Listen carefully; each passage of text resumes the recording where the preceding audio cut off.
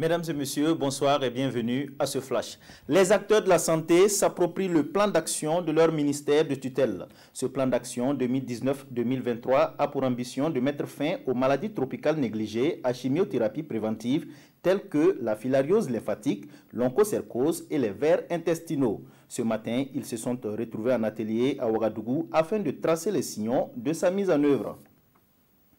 Mouvement d'humeur des chauffeurs de taxi-moto à Bobo-Dioulasso. Hier, ils ont pris d'assaut les rues de la ville pour exprimer leur mécontentement contre la police. Un mécontentement né de l'arrestation d'un de leurs. Ce dernier, qui aurait refusé d'obtempérer, a essuyé des tirs de la police, blessant par la même occasion une passagère. La 31e édition du Tour cycliste international du Faso va se dérouler du 26 octobre au 4 novembre prochain. À 70 jours de ce rendez-vous important, le comité d'organisation, présidé par Yes Manégré Savadogo, par ailleurs président de la Fédération burkinabé de cyclisme, a animé ce matin une conférence de presse.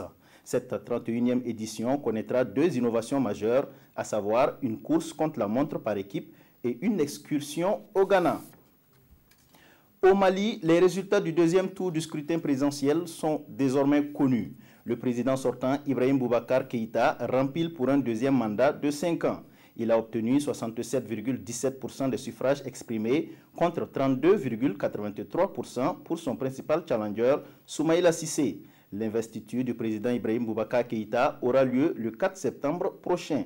L'opposition maintient sa volonté de contester les résultats de ce scrutin.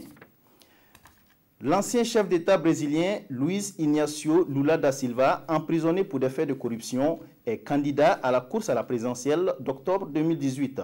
C'est le Parti des travailleurs PT qui a déposé hier sa candidature, prenant un pari très risqué et mettant au défi le pouvoir actuel. Cette candidature pourrait ne pas aboutir car une loi stipule l'inéligibilité de toute personne ayant été condamnée en appel, ce qui est le cas de Lula qui purge actuellement une peine de plus de 10 ans d'emprisonnement. Voilà, ainsi s'achève ce flash. L'information revient à 19 h et à 20 h.